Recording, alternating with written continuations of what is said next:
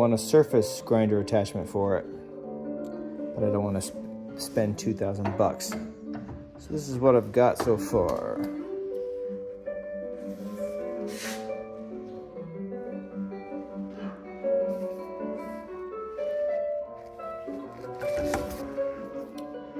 Still got to put the magnets in. This is 18 inches long. Put the magnets in with some epoxy. Got a handle planned with the stop. Gonna do a handle with a knurled end on the lathe.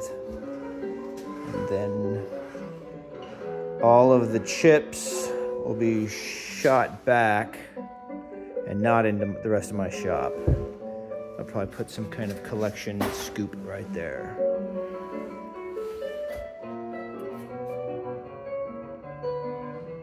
So far, so good. Cheers.